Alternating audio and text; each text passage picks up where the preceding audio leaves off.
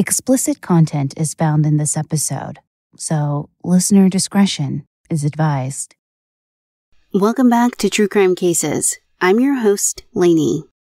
Psychics, a rather unconventional and divisive element in the realm of true crime investigations. When we encounter claims of clairvoyance intertwined with a case, whether it's an ongoing investigation or one that has grown cold, our reactions tend to vary. For some, concern sets in. They worry that the grieving families of victims might fall prey to unscrupulous mediums, individuals seeking nothing more than a fleeting moment of fame and fortune. It's a valid apprehension, especially when we consider the countless so-called psychics who manage to attain both fame and wealth, only to later be exposed as frauds. I'm looking at you, Sylvia Brown. It's not without reason that psychic credibility often stands on shaky ground. Many of us harbor deep sympathy for the families of crime victims. It's a realm of unimaginable pain and anguish that most of us can barely fathom. So when these families find themselves seemingly left with no other recourse but to seek answers from a psychic, our understanding deepens. The rationale behind families reaching out to psychics becomes quite clear. When a case turns cold and law enforcement appears stumped, or when someone is arrested and doubts linger about their culpability, it's only natural to turn to a higher power, however dubious it may seem. I believe that deep down, every one of us, no matter how skeptical we may be, harbors a glimmer of hope that the psychic can truly make a difference, whether it's due to an uncanny coincidence, a stroke of luck, or an authentic supernatural ability. Our shared desire is to reunite families and offer some solace to their enduring pain in quest for resolution. Now, you may be wondering if there are documented instances where psychics played a role in resolving a case. Well, as the snarky saying goes, a stopped clock is right twice a day, and it might surprise you to hear how often psychics do get it right. While the insights of psychics may not provide investigators with a definitive breakthrough, they could serve as a catalyst, urging investigators to scrutinize a suspect more meticulously. It might prompt a fresh examination of evidence and the pursuit of a second expert perspective. Occasionally, though, a psychic's visions lead them directly to a chilling discovery, a lifeless body, a murder weapon, or even a perpetrator. I can't explain the how, but I can certainly recount 2 cases where such extraordinary occurrences transpired. Today, let's delve into the cases of Susan Jacobson and Andre Daigle. Okay, on to the show.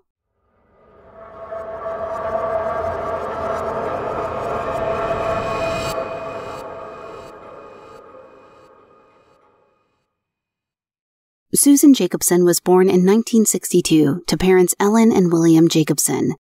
She was part of a bustling family of 7. Raised on Staten Island, New York, the Jacobson siblings all led a quiet, peaceful life growing up. Despite the occasional squabbles, their large family maintained a strong and affectionate bond with one another. Susan was a bright, active young girl. She loved playing baseball, a passion she carried through her teenage years.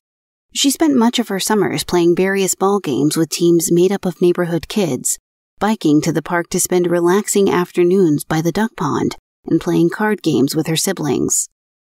One not-so-peaceful event, however, happened once Susan began dating at the age of 13. Her first boyfriend was a boy named Dempsey Hawkins, who was 2 years older than her at 15 years old. Apparently, they met when Susan accidentally smacked him in the face with a baseball bat, but that was quickly forgiven, and the two were good friends for a while before they began dating. Hawkins, on the other hand, hailed from London, England, though he relocated to the U.S. at the tender age of 6. The move was prompted by his father's service in the U.S. Air Force.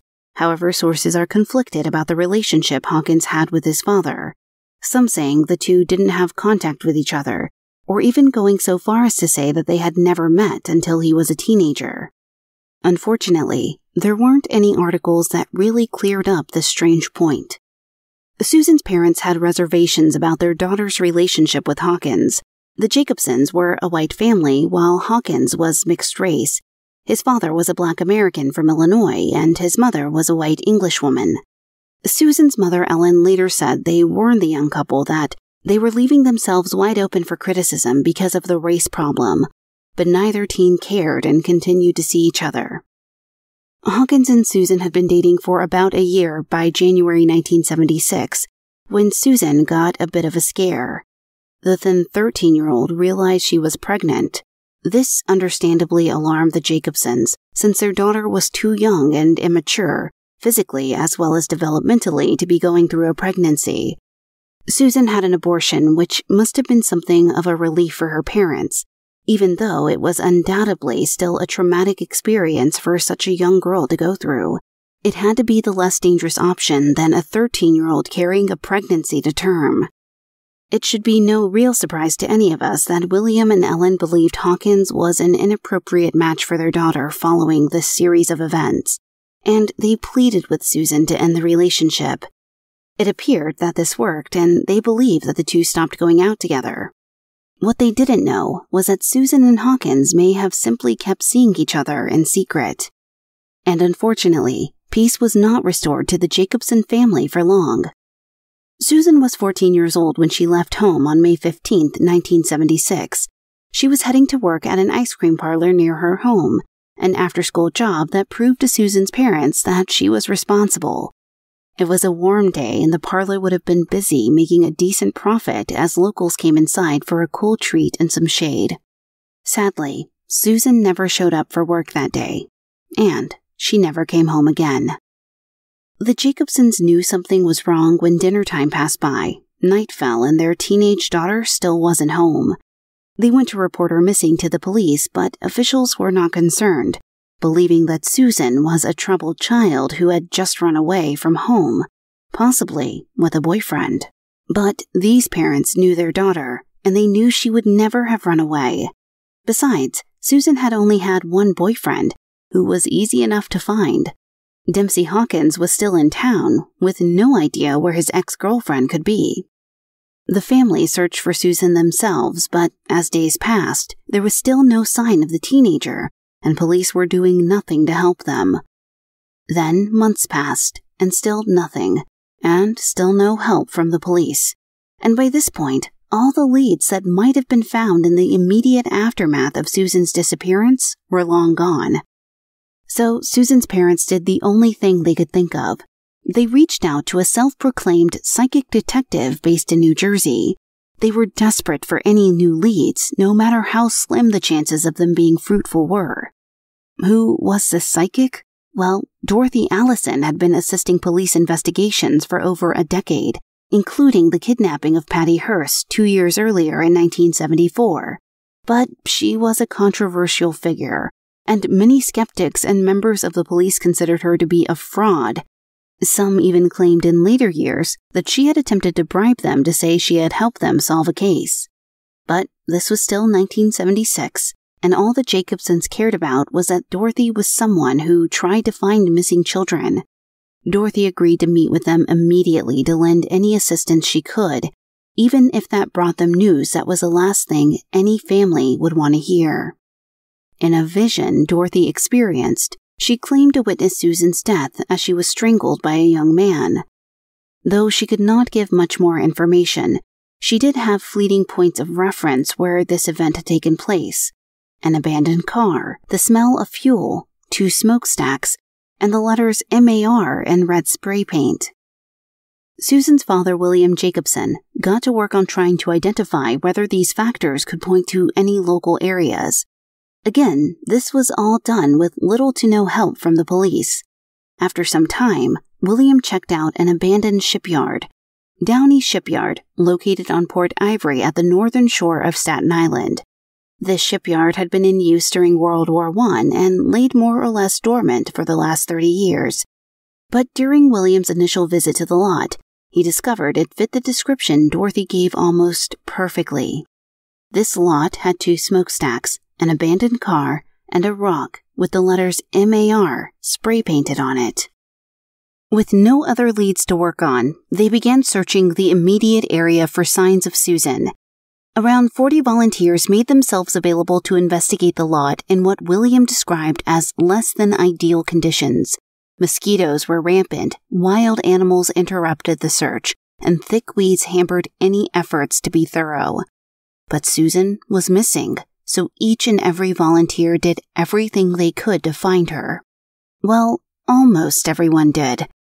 One person in particular was acting strangely, according to William, and it was someone the family didn't quite trust because of the events of the previous year. Dempsey Hawkins, Susan's ex-boyfriend, ranged from useless to actively unhelpful and apparently spent large swaths of the search sitting on the shoreline, looking out at the world, doing nothing. Apparently, he would pick random items from the ground and ask one of her sisters if it belonged to Susan, even though it was evidently an old piece of discarded trash. He would also repeatedly call out for Susan, as though she hadn't already been missing for a significant amount of time, and the area had already been searched numerous times. Nobody else was shouting her name. Many of them, in their hearts, knew they were searching for a body. Hawkins' erratic behavior didn't conclude with his unusual actions during the searches. He floated the notion that Susan might have traveled to places like Florida or Chicago. When questioned about his reasoning, his responses remained elusive, brushed off as though they were inconsequential. This puzzling behavior not only disrupted the search efforts, but also aroused suspicion among those close to the family, leaving them with a lingering sense that Hawkins might be concealing more than he was willing to reveal. They had no idea how right they were. At this point, nobody knew that Hawkins had told two people he was close with, a cousin and a friend, that he had strangled Susan. It didn't seem that they ever contacted police or came forward with this information. Maybe they were scared of Hawkins, or maybe they thought he was making an awful joke about the situation, resorting to some kind of gallows humor to cope. But this information didn't come to light for years. In April 1977, just under a year after Susan's disappearance, Hawkins abruptly left and went to stay with his father in Joppa, Illinois. That was the end of him helping the grieving family search for their little girl. Susan's case had grown cold before it even had a chance to be properly investigated. It would be another 2 long years before her remains were discovered. The abandoned site in Port Ivory harbored a series of peculiar underground chambers, accessible through openings on the surface. These subterranean spaces were akin to bunkers and may have been remnants of bomb shelters from the factory's wartime activity. It is unclear whether Susan's family were aware of these bunkers and if they had managed to search them early on in Susan's disappearance, but none of them ever found evidence of her being there if they did. Then, on March 25, 1978, a boy stumbled across a 55-gallon oil barrel in one of the underground bunkers. He pried it open and was shocked to see bones inside. At first he believed they must have belonged to a dog, maybe somebody burying a pet in a peculiar way. But later he returned to the barrel with 2 of his friends, and they noticed something he hadn't seen. Not only were there bones inside, but also pieces of clothing, sneakers, and what looked like material from a pair of pants. Why would human clothing be in a barrel with bones that belonged to any animal that wasn't a human being? Horrified with what they had discovered, the boys went straight home and called the police. The remains were confirmed as being human, and it wasn't long at all before they were identified as belonging to 14-year-old Susan Jacobson. Susan never ran away and was never really missing. She was right there the whole time. Right underneath the lot that matched the vision given to her father by psychic Dorothy Allison. And that wasn't all Dorothy was right about. The post-mortem examination of Susan's remains revealed that her cause of death had likely been strangulation. So if Dorothy was right about everything else, that only left one more factor to determine: who had been the young man she had envisioned murdering Susan Jacobson?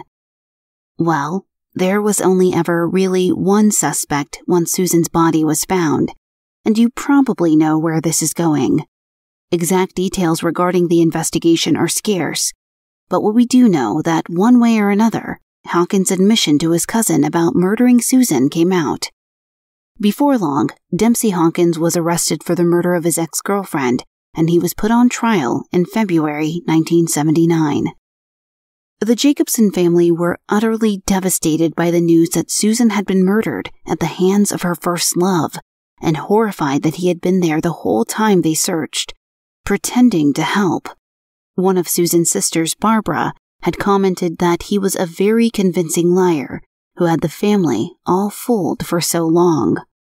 Another sister, Janice, came to a painful realization when they discovered where Susan's body was.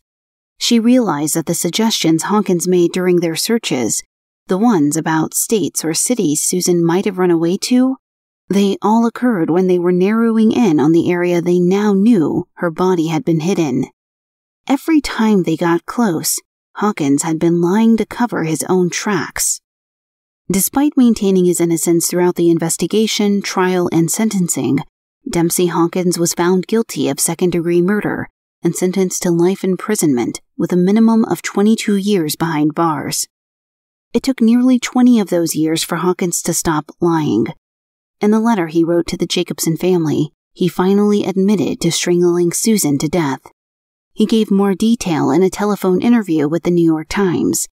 Hawkins claimed that all this had happened because of the breakup.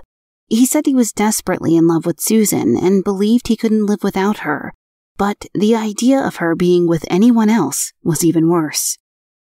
Susan might have been truly trying to break up with Hawkins on the day she died, as she told her parents she had done long before.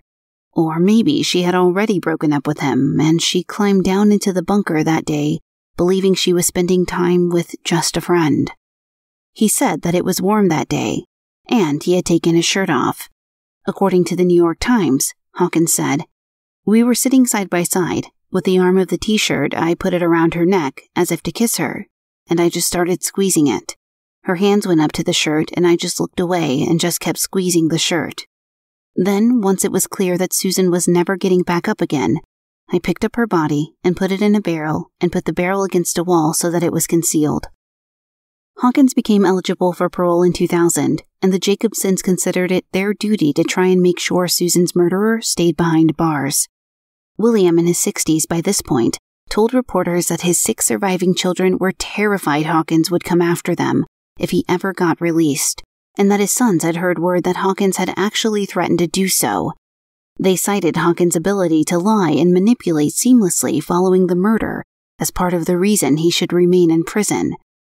How could anyone really know if he was genuinely remorseful?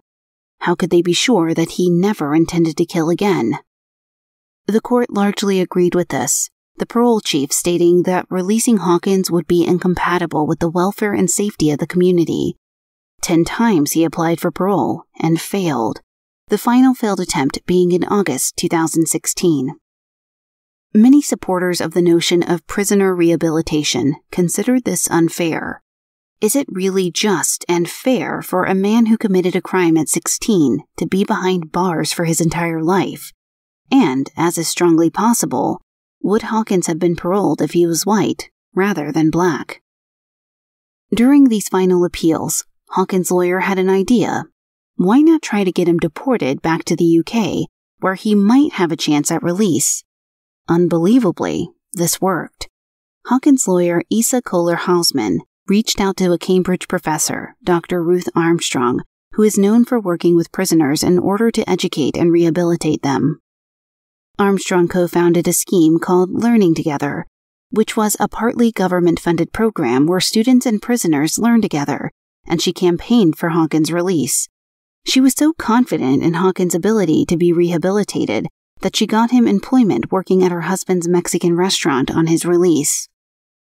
So, when Hawkins was denied parole in the U.S. in August 2016, he was told he could be conditionally paroled if he was returned to the UK.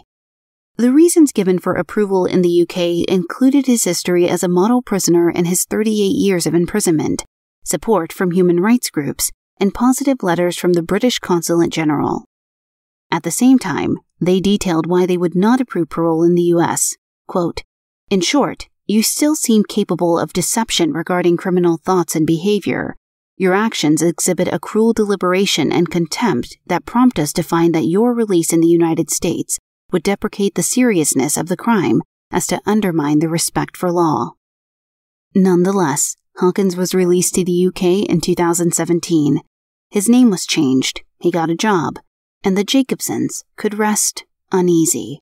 The killer of their beloved Susan was far away, banned from ever returning to the US, but he was free. Susan's sister Barbara told reporters that she considered him very capable of killing again, going on to add, "I pray that I'm wrong, that he's changed and that will make something positive with his life because my sister never got the chance to lead hers, but I'm very fearful that he'll commit another crime." Since his release, Hawkins has only had one publicized act of dubious behavior. Under his new name, he began to use the dating site meetup.com and attended speed dating events. One woman, a teacher named Caroline, rejected him at one of those events, but he still managed to keep up with her. He had somehow gotten her phone number at the event and repeatedly contacted her on WhatsApp to flirt, asked to meet up, and make comments on photos of her. Caroline told reporters that she now sleeps with a knife under her pillow, in fear that he will somehow manage to get her address, the same way he found out her phone number. It is not clear whether Hawkins was penalized for this behavior or if it was brought to the courts. We can only hope that nobody else falls prey to Hawkins' creeping gaze, and that the people who love Susan Jacobson are one day able to feel safe and remember their beloved little girl in peace.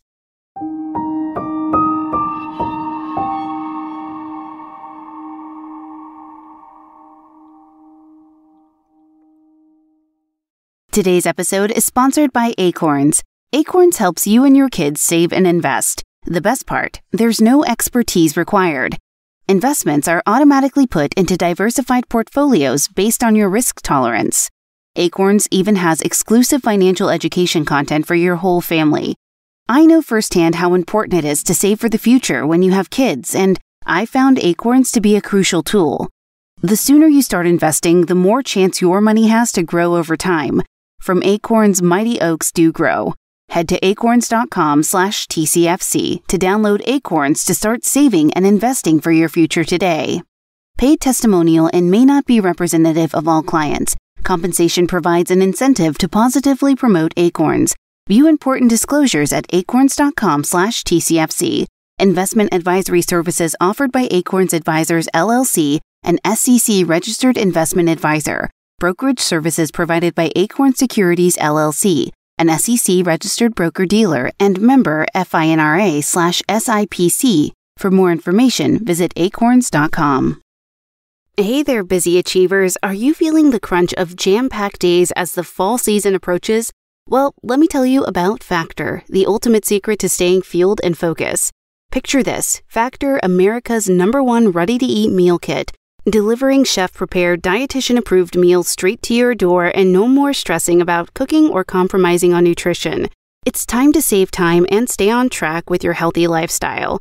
Summer's not over and neither are your goals. Skip the grocery store hassle and the chopping because Factor's fresh, never-frozen meals are ready in just 2 minutes. Heat, enjoy, and conquer your goals. Revamp your routine with 34+ flavorful meals ready in a heartbeat. Elevate your experience with Gourmet Plus options featuring premium ingredients like truffle butter and asparagus, pure indulgence for your taste buds. Lunch to go, anyone? Keep your energy soaring with effortless, wholesome meals, perfect for on-the-go lifestyles. And for those calorie-conscious champs, dive into calorie-smart meals under 550 calories per serving. Need a protein boost? Factor's got your back with Protein Plus meals packing 30 grams of protein or more. And remember to explore over 45 add-ons from apple cinnamon pancakes to invigorating cold-pressed juices. The best part, you're not just eating well, you're making a sustainable choice. Factor offsets 100% of delivery emissions and sources renewable energy. And we're all about sustainably sourced seafood. So, champions of August, it's time to seize the moment. Say goodbye to prep and mess. Go to factormeals.com/Lanie50 and lock in 50% off with the code Lanie50. That's factormeals.com/LANIE50, code Lanie50 for 50% off.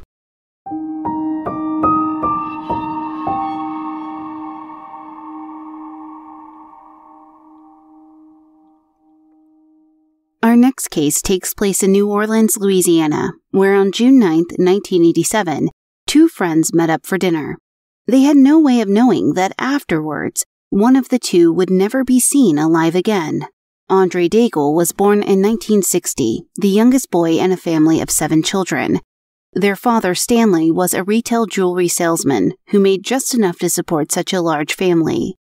Although there wasn't any information we could find about the children's mother, we do know that the entire family were incredibly close, which was lucky for all of their sakes, seeing as they didn't have a huge house to accommodate everyone. Coexisting peacefully was necessary in a modest 3-bedroom home where all 4 boys shared one room and all 3 girls shared another. But they didn't just coexist. They had a deep, loving family bond between them all that only grew stronger as they all got older. Andre was a fun, lively child who you simply could not help but love, something that would never change about him. When he got a little older, he took up playing the guitar and would spend as much of his free time as he could strumming its strings. Andre was also a skilled sportsman and played football with the John Curtis Patriots in high school, the jewel of his athletic crown being the team winning the state football championship with him in it. In every aspect, Andre was an extraordinarily gifted young man, his talents almost rivaled by his boundless kindness. A touching anecdote shared by one of his brothers, Chris, exemplified Andre's compassionate nature. It was a story of Andre's selflessness, how he once pulled over to assist a complete stranger on the roadside in the dead of night.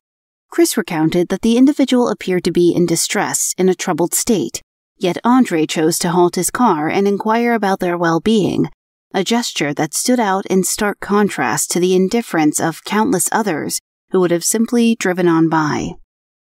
Chris and Andre considered themselves particularly close to each other, even for their family. When they were young and still sharing a bedroom between 4 boys, they shared one bed at night. And according to Weekly Wire, when the brothers grew up, they even started a business together, installing ceramic bathtub enclosures, before Andre went into carpentry and Chris went into electronics. By the time Andre was 27, he was settled happily into his life. Photos of Andre showed a strong, good-looking man with an easygoing, bright smile and a strong figure from the physically strenuous career he had chosen, working as a carpenter. His partner in business was a man named Joe Lapinto, who he had been friends with as long as anyone could remember, almost another brother to Andre. He still lived at home with his parents, and most of his friends and family still lived near enough to see him on a regular basis. What more could a young man possibly want? June 9, 1987, was a Tuesday. Andre had arranged to meet up with one of those friends who lived nearby, a man named Nick Shelley.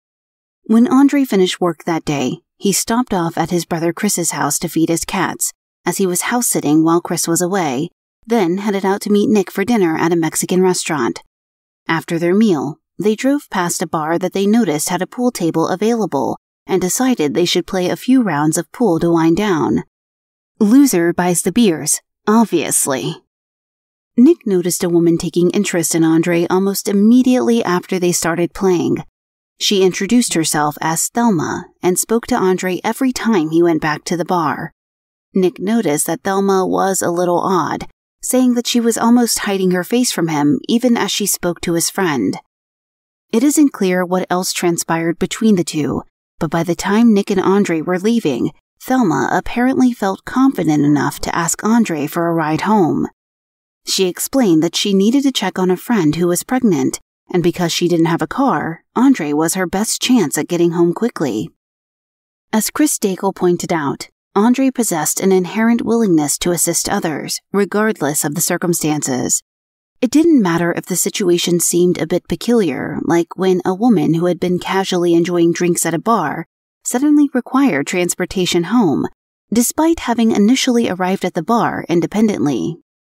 Even if she had spent the entire evening deliberately avoiding eye contact with Nick, to the point where it left him feeling somewhat disconcerted. Andre asked Nick if he wanted to meet up at another bar when he had dropped Thelma off, but Nick decided to turn in for the night. It was a Tuesday after all, so he probably had work the next day, and they could always catch up again later, right? Sadly, We know that was not the case. There was no later for Andre Daigle. He didn't show up to work on Wednesday morning and didn't contact friend and business partner Joe Lopinto to let him know he couldn't make it in. Joe called Andre's parents at their home, and they called Chris, since it was Chris's house Andre had been staying at. Nobody knew where Andre was, and nobody had heard from him. And with Andre, this was so unusual that it was an immediate cause for panic. Chris hurried home from vacation with his wife and children 2 days later to help search for his youngest brother. He arrived back late that Thursday night, and a search party gathered at the Daigle parents' home. This included Chris and his family, one of the Daigle sisters and her family, and both Joe Lopinto and Nick Shelley. They printed out missing persons flyers and coordinated where each member of the search party would share them to cover as much of New Orleans as possible, all while they were looking for Andre's truck, which had disappeared right along with him. Nick took Chris and went back to the bar he and Andre had played pool in, trying to see if anyone there knew Thelma and how to get in touch with her, or if Andre had shown back up again. But the patrons and the employees of this bar were, to put it bluntly, shady. They got almost hostile, to the point that Nick and Chris didn't feel safe and left. Of course, the Daigles contacted police, but they were unmoved. According to Chris, Sheriff Harry Lee said that for all they knew, Andre could have run away with a sex worker and was absolutely fine, which was utter speculation with absolutely nothing to back it up. When pressured, Sheriff Lee told the family that they would put out a bolo on Andre, but none of the police the family encountered during their search efforts had ever heard about their missing brother. Most of the Daigle family was still in Louisiana and the surrounding states, but one sister was all the way in California, desperately waiting for any news of her brother. Elise Daigle McKinley turned to an unlikely avenue for help. Before she knew Andre had gone missing, Elise had gone to a woman named Rosemarie Kerr for a psychic reading for a bit of fun. But whatever Rosemarie told her must have been compelling, because it was to Rosemarie she returned, begging her to help find Andre. Rosemarie had been a psychic since she had a prophetic dream at 4 years old. What seemed like an unfortunate nightmare about a burning home became all too real only a few weeks later, when a family member set fire to his home with his wife and child locked inside. At the psychic's request, Elise brought a photo of Andre with her to the reading, as well as a map of Louisiana, the state where Andre and the rest of the Daigle clan lived. As soon as Elise got to her for their appointment that Saturday, 4 days after Andre had last been seen, Rosemarie placed her hands on the photo and began to concentrate. She claimed to feel an extreme pain, like she had been hit over the head with a blunt object, and heard a voice saying, "My head is killing me." She then described a series of images that came to her as she touched the photo and the map. A truck with a long scratch on the side, a man with long blonde hair, a swamp, a long bridge, a sandy beach, and the number 7. The detail about the truck was especially shocking to Elise, as she knew her brother drove a vehicle with a distinctive scratch along one side exactly as Rosemarie had described. Anxious for more information, she waited for Rosemarie to finish her psychic investigation. Rosemarie then felt a jolt as she passed her hand over the map. Her fingers came to rest over a town called Slidell, and Rosemarie told Elise that if they wanted to find Andre, they needed to look there, and quickly. Right away, Elise called her family back in Louisiana. The time difference made it nearly midnight for them, and the Daigle search party were exhausted after days of looking for their beloved Andre. But when they received that phone call, Chris described a strange feeling washing over everyone, saying, "We all got goosebumps, started crying. We knew somehow this was it." Searchers ran for their vehicles and cars peeled away from the Daigle home. Chris took his wife Virginia and Andre's friends Joey and Nick with him, while his sister followed behind in her own car in case they needed to split up.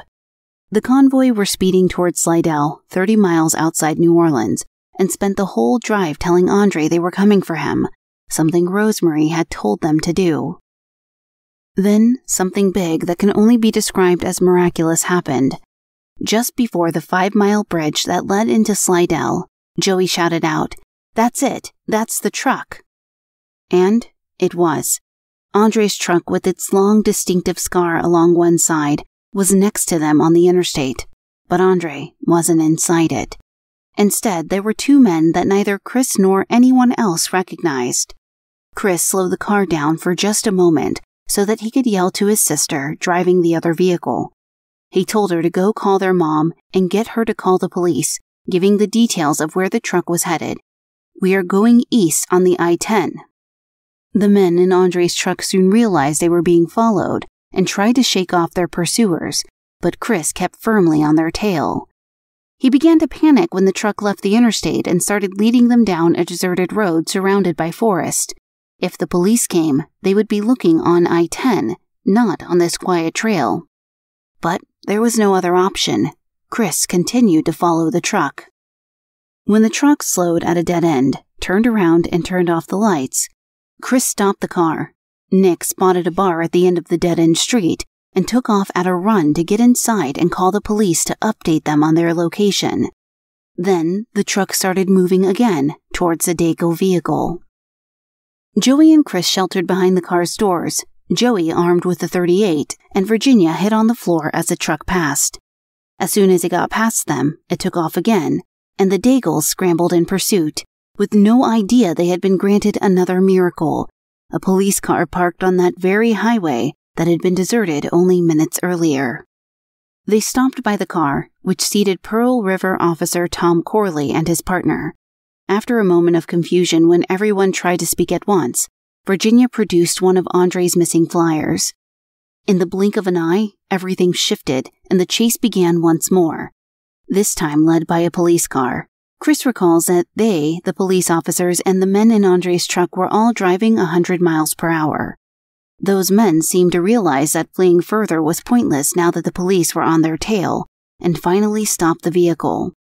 Officer Corley requested the driver's license and asked what had happened to the owner of the vehicle. The driver had no license and neither responded to the query about Andre, who was not in the car. What was in the car, however, were 2 handguns on the floor of the passenger seat, with no proof of anything except being in possession of a stolen vehicle. The 2 men were booked under suspicion of that charge. These 2 men were Charles Gervais and Michael Phillips. Gervais had been described as the polar opposite of everything Andre was, a scruffy loner type raised in an allegedly abusive household, with previous time spent in jail for burglary. Phillips was also physically similar to Gervais, but sported the long blonde hair that Rosemary Kerr had seen in her vision. His lawyer described him as just a petty criminal, a completely unremarkable person. Both men lived together with one more person, Phillips' girlfriend, Thelma Horn, and Gervais had both his housemates wrapped around his finger. The 3 were reportedly deep in drugs, which may explain why they were willing to entertain certain delusions. For example, Gervais had grand plans of taking a car and weapons on a road trip with the purpose of taking down a Texas mafia family to gain control of a prostitution ring. He had convinced Phillips that they had to murder someone to prove themselves first, and the 2 of them in turn had convinced Thelma to lure someone back to their apartment. And it didn't take all too long for them to admit it. At first, when the men had been arrested for stealing the vehicle and taken to the station, Phillips claimed he had no idea what was happening. He said that Gervais had just showed up to their hotel with a truck and asked for an attorney. Then his story changed. He said Gervais had picked him up at his sister's house, and the police chief told him to pick one version or the other to be on the record. Gervais refused to speak at all without an attorney present, until the police chief gave Phillips a piece of paper to write his statement down on. When Gervais saw Phillips dutifully writing something down, he assumed he was being ratted out. He demanded to see the chief, and as soon as he was within earshot, he confessed, "All right, we did it. We killed him." That was when the whole story of what had happened on the night of June 9th, 1987 came out, or at least one version of it. Apparently, Thelma had been unsuccessful at 2 other bars before Gervais and Phillips dropped her off at the bar Andre and Nick ended up patronizing. Choosing Andre as her victim, it seems, was completely random, which really makes all of this feel a lot more tragic. When Thelma asked Andre to take her home, she managed to get him inside somehow.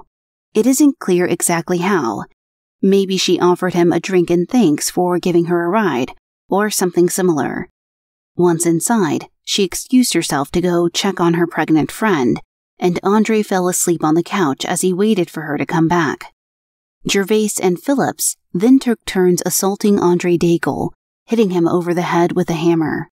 When that failed to kill Andre, they tried to strangle him with a coat hanger and a cord from a vacuum cleaner, and jumped up and down on his back. They hid Andre's body in the couch he had fallen asleep in, and secured it with some wooden boards. But before they could see about disposing of Andre's body properly, their apartment manager came over for a surprise inspection. Gervais was able to lie his way out of the situation, claiming the blood on the floor was actually paint from attempting to renovate the apartment before moving out. For the whole visit, Gervais was sitting on the couch that contained Andre's body. Once the manager left, the men carried the couch into Andre's car and drove it out to Manchac Swamp, dumping the couch there, and Andre with it. They then dropped Thelma off with her mother and got a room in a cheap hotel, planning to make that their base of operations as they gathered guns and money for their big mafia murdering plan. They committed a burglary in New Orleans around this time, and that is where they acquired the 2 guns that were found in the passenger side of Andre's car. With these confessions, police were able to recover Andre's body. It was found by a sandy beach in the Manchac Swamp, not far from the highway's exit 7, elements that had both been seen by psychic Rosemarie Kerr in her vision of Andre's death. And when the autopsy was carried out on his body, Andre's skull was revealed to have been fractured 11 times by the claw hammer that Gervais and Phillips had attacked him with. This matched up both with Rosemarie's head pain and hearing the phrase, "My head is killing me," during her vision. Between the location of Andre's truck and murderers, the state of his body, and where it had been dumped, Rosemarie's vision was so accurate that she was asked to testify as a witness in the trial, the first time a psychic had ever done so. The trials weren't totally straightforward. There were mistrials and many asides that dragged them out far more than necessary.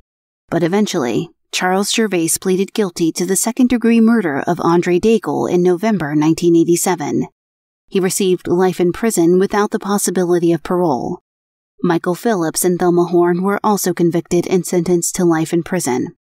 Gervais later claimed the murder was part of an initiation into a satanic cult, but I won't say more because he very clearly did this for attention, hoping to follow in the footsteps of Charles Manson, and neither of those men deserve any form of attention that they seek. Someone who did, and does, deserve all the glory in the world was Andre Daigle. He was so very loved that there was barely room to move in the church that held his funeral services. During the trials, the courtroom was flooded with friends and family waiting to see justice for their beloved son, brother, and friend. Andre Daigle was somebody who everyone saw as a best friend, and who would help out any stranger in a moment of need without a second thought. That's all we have for today's episode. We started today talking about the involvement of psychics in criminal investigations, and I don't know if this changed anybody's opinions on the matter. When it comes to Dorothy Allison and Rosemarie Kerr, did they truly experience these visions? Did they wield powers that the rest of us can only dream of? Or was it all just a series of lucky guesses? Well, I'll temper those questions with a few more. Does it really matter how true it is if it granted the families even a moment of comfort, of hope, if it brought much-needed attention to a missing persons case, if it encouraged the police to look a little further? You can decide for yourself. I'll finish by saying what we already know.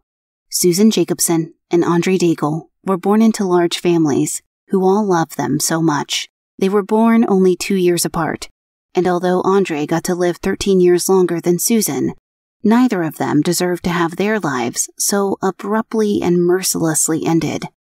If they were alive today, Susan would be 61 years old, and Andre would be 63.